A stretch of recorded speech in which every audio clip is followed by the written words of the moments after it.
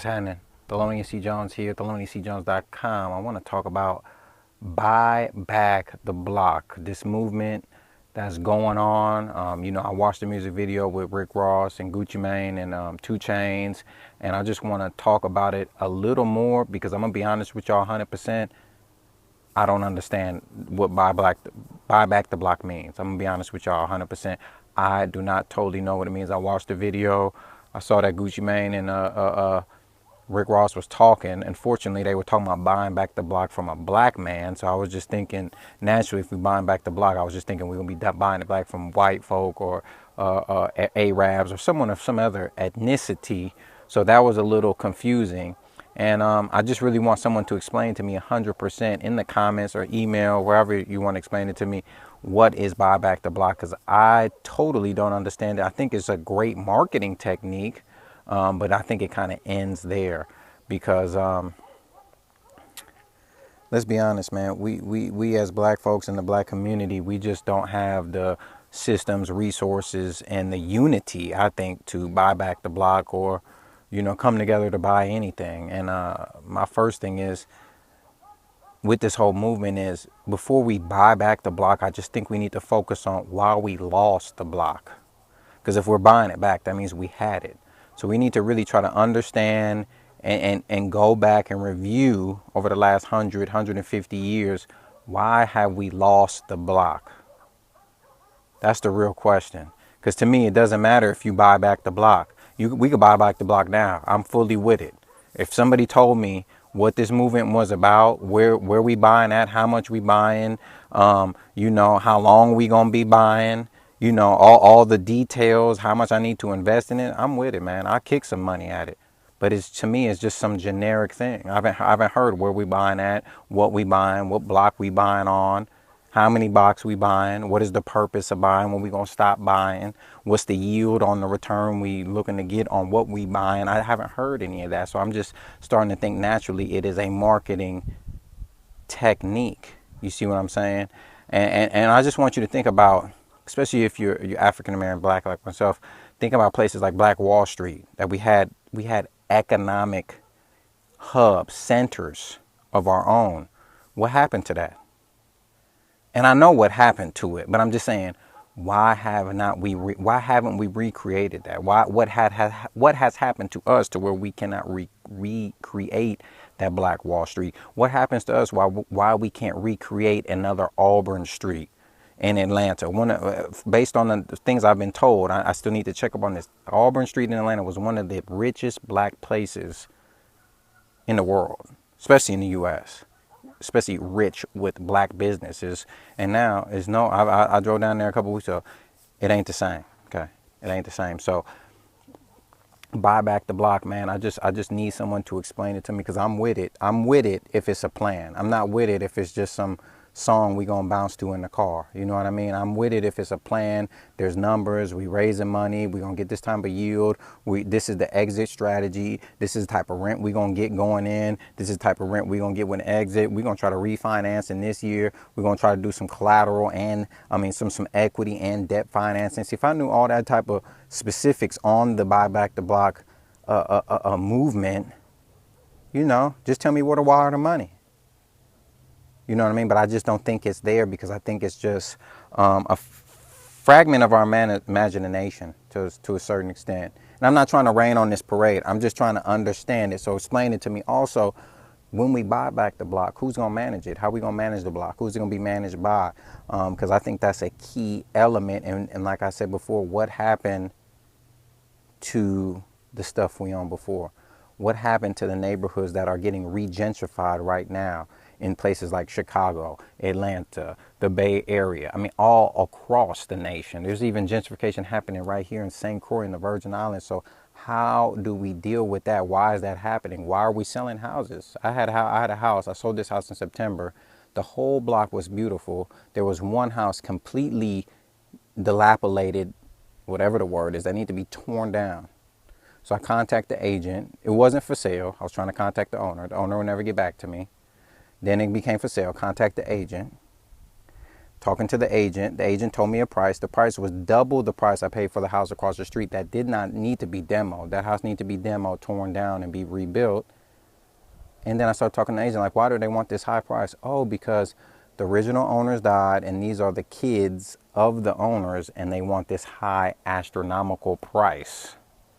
You see what I'm saying? So it's just like, dude, this is, and don't get me wrong, this was a predominantly black block. You see what I'm saying? And then we have this one eyesore.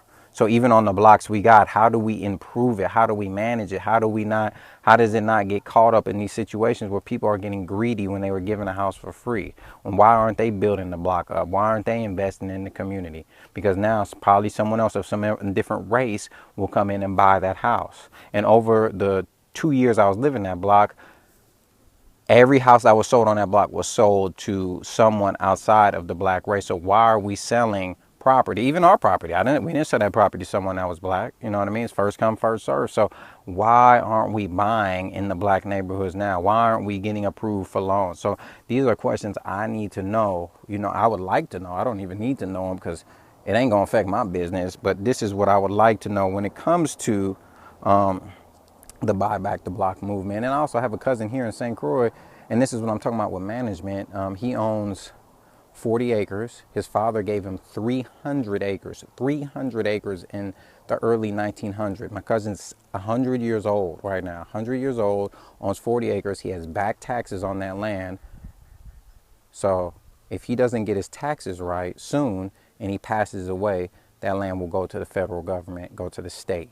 So once again, we're losing the block because due to poor management, due to he's not paying his taxes. You see what I'm saying? So this is what I'm saying when I talk about buy back the block. We are having so much issues with the blocks we have right now, the blocks we own now. I mean, so why we should be looking to buy more blocks when we're not organized in what we do right now? So those are my concerns. Those are my main concerns with this whole movement or marketing strategy, whatever it is. I just want to make sure that it's for real, man. It's for real. And I'm gonna wrap it up real quick. But one other thing I want to let you know is I invested a lot of time and money in Southwest Atlanta, and the person that invested with me, and I presented the investment opportunities in 2011, 2012, 2013. I presented it to many people of color. No one ever took me up on it. I also presented it to Morehouse. I emailed Morehouse, Spelman, Clark Atlanta, because please understand, Clark Atlanta, Spelman, and Morehouse are in some of the worst neighborhoods in Southwest Atlanta. Some of the worst neighborhoods, okay? I was emailing them like, hey, I'm pretty sure you have some professors, some alumni, some people that, you know, are wealthy that are looking to invest money and get a return. Why don't we invest that money into the neighborhood surrounding the schools, so it'll not only bring up the community, but it'll make the school look better? And the literal email I got back was, we don't have nothing to do with that, from multiple institutions of those three. So I emailed back, I'm like, you know, this is surprising. And I got this from Dr. Eric Thomas. This is surprising that you say this because Dr. Martin Luther King gave up his whole life for the struggle to do better for his community. And you telling me you ain't got nothing to do with this at all. It's just surprising. And then, of course, she emailed me back and said she was going to check with someone else. But it was just purely out of guilt. So I'm just saying, even our black institutions, are they even with this movement? Are they even understanding what this is about? So how do we get everybody on the same accord with the Buy Back the Block movement? That's my question. And another thing is, the money I raised to buy a lot of those properties in Southwest Atlanta, I got through a white man that was investing in the ghetto, because he saw the opportunity investing in the ghetto, in the inner city, and the returns you can get. So all the black people I presented to, friends, family, business people, no one took me seriously. The only person that took me seriously was a white person from Australia, of all places. So I just have a hard time totally understanding the movement, because the people that have taken me seriously in my life have not been black.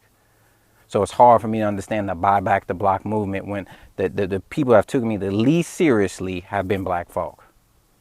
And I'm not discrediting DJ Khaled, Ross, Gucci Mane, any of these guys, because I went down to Miami last month, 2 months ago, Ross got the, he got these restaurants and stuff. They invested in the community and stuff. Don't get me wrong. I don't know if they actually own the actual real estate, but I know that they're investing and trying to put money back in the neighborhood. So I'm not discrediting anybody. I'm just saying, how do we get a real movement going on that's detailed, that's for real, so everybody can be a part in it. Everybody can do it. I mean, look, we got the crowdfunding websites. Why can't we do Buy Back the Block crowdfunding? And everybody knows exactly what we're investing in, when we're investing, how much we're investing, how much we're trying to advance, how many lives we're trying to change, how many communities we're trying to change, how many blocks we're trying to buy. I mean, why can't we have that? So I just want to know, man, please explain the Buy Back the Block movement to me. I'm for it if it's for real. But if it's just a marketing and a great song and a great way to get people hyped up over nothing, then I'm not for it. Real talk. So, hey man, this is just my opinion. I've been in real estate for a while now, man. I've dealt with a lot of people, dealt with a lot of my own people, and I've gotten the best results from people not of color. I hate to say that, I just think we have a lot of internal issues going on that's bigger than all this stuff we're seeing in the forefront. So that's my take on the Buy Back the Block. I was actually motivated to do this video because I spoke to a young lady the other day, a very inspirational young lady, 20 years old. Talked to her through my free 20-minute consultation. So if you ain't took that up, then I don't know why not, but whatever. So just my thoughts on it, man. And let me know what you think. Let me know how we can buy back the block. Let me know if there's some opportunities, some real concrete opportunities, some documentation for me to look at so I know what I'm investing in and, where money is going to make the change. So, and one other thing. This video's a little long, but I actually know this lady. She runs a nonprofit in Atlanta, and she has a gathering every month, and I went to it, and she's investing in the low income communities, and she's not of color, and her whole focus is investing in under resourced, impoverished, low income communities, and I just don't see our people doing that yet. So I'm just trying to figure it all out, man. So let me know. Let's do it. Let's make a real concrete plan. Let's come together, man. Let's not just have a great song for the beginning of 2016 or 17, whatever year it is, and just end it at that. That's kind of stupid. Let's actually try to do this, get some money, and change some people's lives, man. Change some communities, man. So holla at me, Thelonious C. Jones. My information's in the description below. Shoot me an email, comment, set up a 20-minute consultation with me. Let's talk. Look forward to speaking with you. Thank you. Bye-bye.